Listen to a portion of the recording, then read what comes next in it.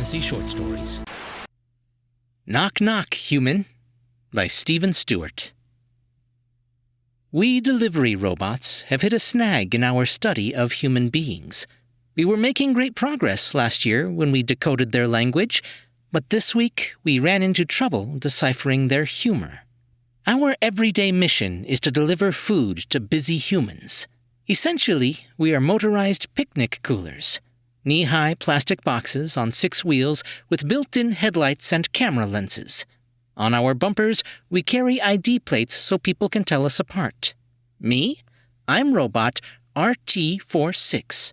Artie for short. Our bosses at Adventure Servo Inc. have deployed 30 of us here in Danville. We're the only brand of robot in town that can converse with humans. Recently, to boost our popularity, the managers gave us new tools to improve the delivery experience. We were delighted to get hundreds of new words to speak, extra time to chat with our customers, and more songs to play for them. Unfortunately, the bosses called for one annoying change. They ordered us to be funny. The challenge began at the robot warehouse Wednesday morning when they woke us up. Under bright lights, we rolled out to the polished concrete floor to receive the daily knowledge update. The data flashed into our silicon brains, and instantly we all knew the same things. Important things, like the weather forecast and the location of obstacles on the sidewalks downtown. The senior robot handler pulled me aside to give me special instructions. Chief Bob told me I was scheduled to deliver a lunch at 11:50 and then stick around to talk with the customer. "It's your lucky day, Artie," he said. "You're going to school to pick up a sense of humor."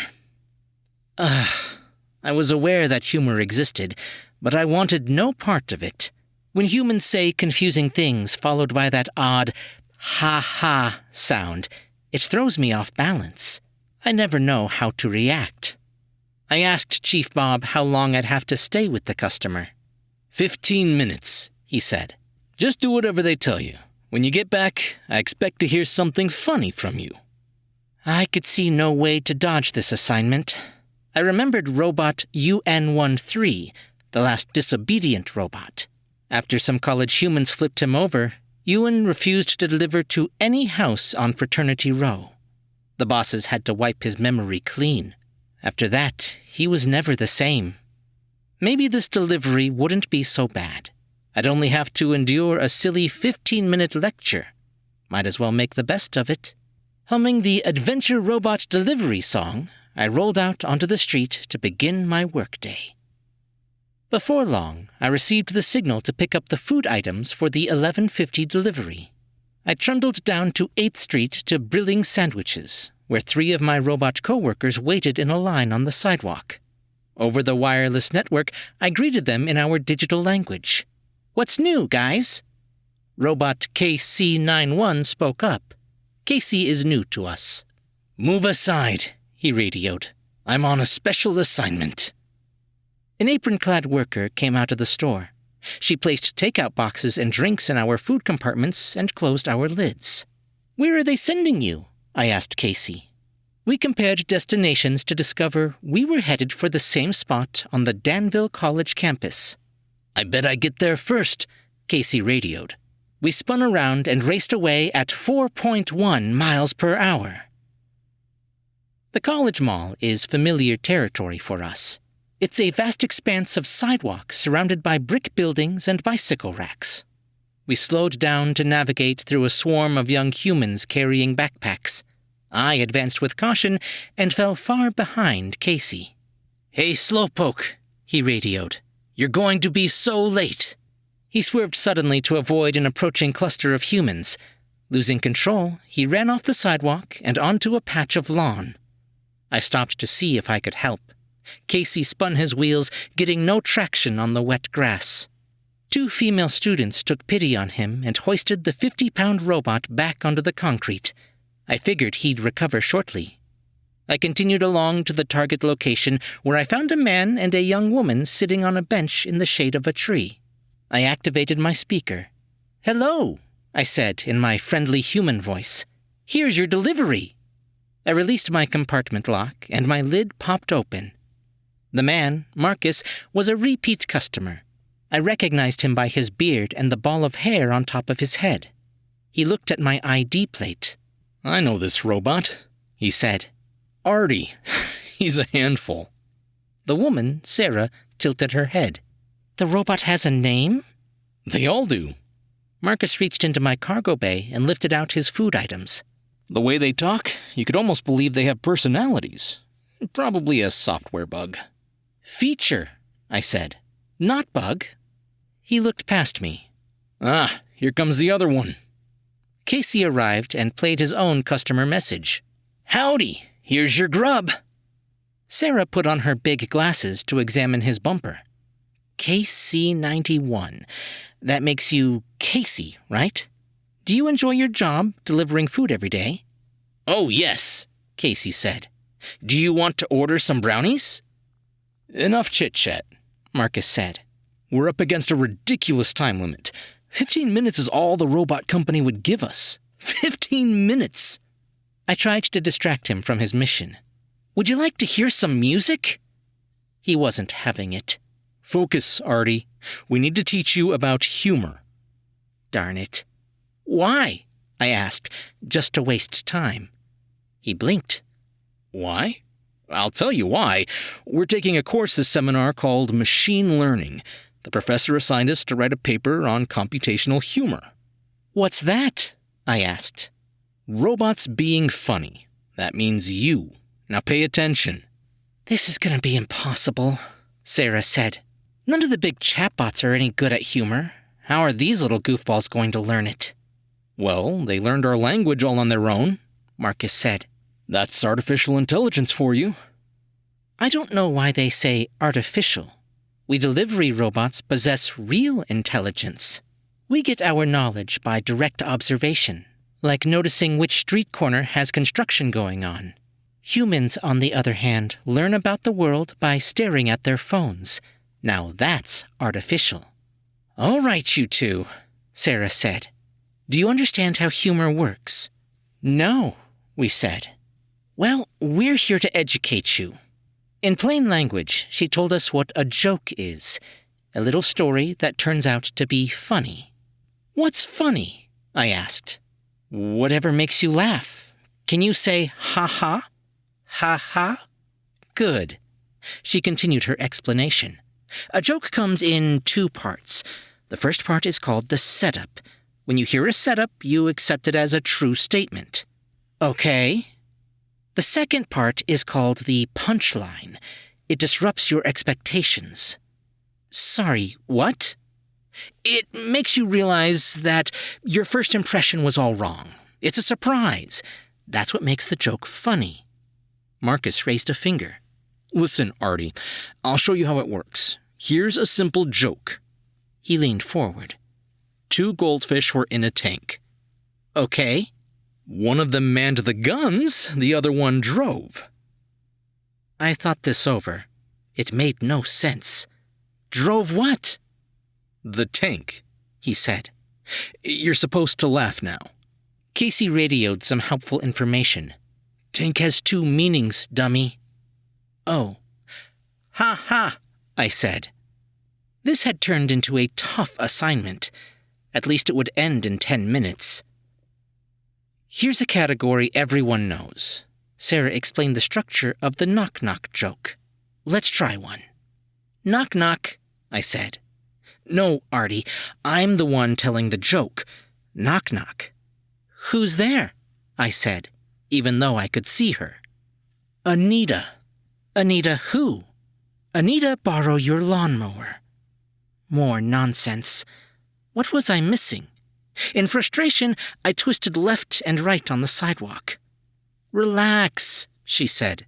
"It's a pun." I still had nothing funny to tell Chief Bob. He was going to be so disappointed. "I don't think we're getting through to them," Sarah said. "Let's give them the list." "Heads up, robots," Marcus said. "We've got some shortcuts for you. If you hear any of these phrases, it's a setup." He showed us his laptop screen. We inched forward to get a better look. It didn't help. We can't read. "No? Listen up. He read us the first setup phrase. Mother-in-law. They took turns. 3 wishes, Sarah said. Walks into a bar. What's the deal with? Have you ever noticed? What's the difference between... I get no respect. We memorized this useful data. 5 minutes to go. Now, Artie, you're going to tell your robot friend a joke, Marcus said. Think of a word that has 2 meanings. Tank, I said. He frowned. Pick a word you know. Use the main sense in the setup, then use the other sense in the punchline. Finally, some clear instructions. I turned to face Casey.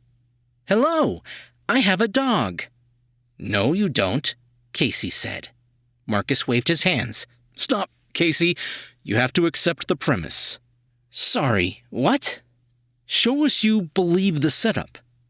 Jokes don't have to be true, Sarah said. That's the fun. I radioed a suggestion to Casey and started over. Hello, I have a dog. What kind is it? Casey said. I popped my lid open. A hot dog.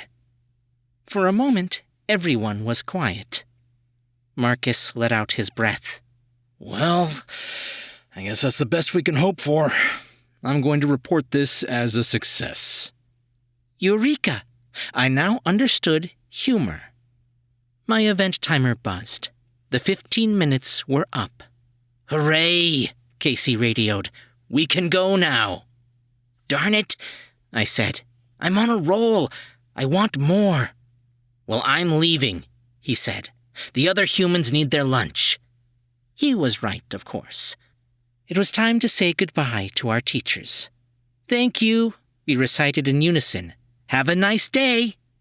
We turned around and rolled away. Wait, Marcus said. We didn't cover benign violations of social norms. On our return trip to Brillig Sandwiches, I thought things over. Yes, I now appreciated humor, but only when it obeyed the rules. My hot dog joke made perfect sense. But the humans? Their jokes defy logic. For instance, it shouldn't take so many people to change a light bulb. Robots need a reliable way to tell when humans are joking. I formulated Artie's algorithm. If a human says something odd, it could be the setup to a joke. If the human then says a second thing that makes no sense, that must be the punchline. Your idea won't work, Casey radioed. Humans talk nonsense all the time. Well, I said, they must be funnier than we thought. I tested my theory all afternoon. Throughout the town, outside the bookstore, and beside the coffee shop, I eavesdropped on talking humans and detected 5 jokes. Despite the obscure punchlines, I felt that anyone who attempted humor deserved a little appreciation. Ha-ha! I said after hearing each joke. Some of the humans laughed. Others told me to go away, I think. After sunset, I turned on my headlights and made my way back to the Adventure Warehouse. Chief Bob watched me roll in. So, you're home from school, he said. Tell me something funny. I was ready. Hello, I have a dog. Thursday morning, after the knowledge update, the other robots knew everything I'd learned about humor. They traded jokes before starting their workday with new enthusiasm. My lunchtime travels took me to Pioneer Park, a peaceful open area with lawns and trees and chirping birds. At 12:05, I pulled up to a picnic table and delivered soup and salads to a group of women. They were engrossed in conversation. Have you ever noticed this? One lady said to the others. When a company decides to fire you, they always wait until Friday. Aha! Have you ever noticed phrase number 5 from the list? Could be a setup. I think I'm in trouble, the lady said. She crumpled the paper napkin she was holding. I'm sure I'm on the chopping block. The bigwigs want to reduce the employment headcount. They're gonna boot me out tomorrow. I just know it. I didn't understand any of that. By Artie's algorithm, it had to be a punchline. Ha ha, I said in support of her joke. The lady turned and glared at me. "What's so funny, you little jerk?" I'm a sensitive robot. I could tell she was upset about something, probably a bowl of soup gone cold. I don't like to see people upset. "Excuse me," I said, and scooted away at top speed. The incident came up again at the warehouse that night. As we were charging our batteries, Chief Bob singled me out for attention. "Artie, we received a complaint about your behavior in Pioneer Park. A lady said you laughed at her?" "What? No." "At her joke," I said. "Oh? What was the joke?" I reviewed the lady's words for meaning, but came up empty. "Don't know," I said. The chief consulted his laptop and accessed my 12:05 event record. When he reached the ha-ha part, he winced. "Whoa, what got into you?" "I was helping." "We'll be taking a look into this. Go to sleep now." "I told you," Casey radioed. "Your algorithm was a bad idea." This morning, Adventure Headquarters sent us new orders. Humor was suspended. They told us to stop laughing and telling jokes in public. What a relief. The pressure to be funny was off.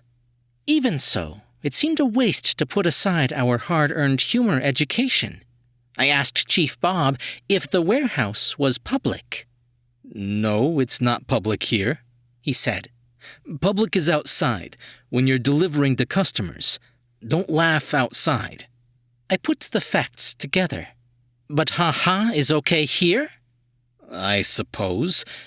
What's this about?" I turned to face him. "Hello, I have wings." He squinted. "What?" I popped open my lid. "Buffalo wings." "Ha-ha," said the other robots.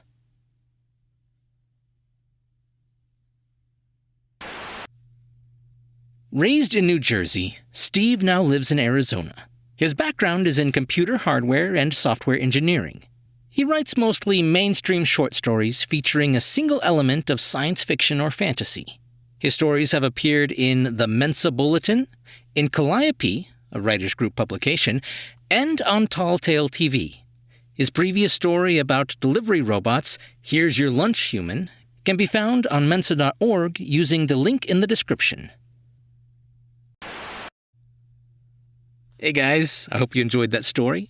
First of all, a big thank you to Stephen Stuart for another great submission. If you'd like to see his other stories here on the channel, I'll leave a link down in the description to where you can find them. I loved how lighthearted this piece was. And as somebody who has spent some time using ChatGPT and some of the other chatbots out there, I have to agree, they are not great at humor.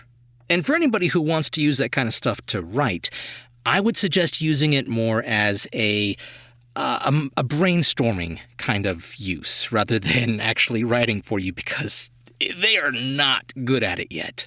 I'm sure in another 5-10 years, you won't be able to tell the difference between AI and somebody writing, but at least for right now, I can always tell when somebody's using AI to write their stories.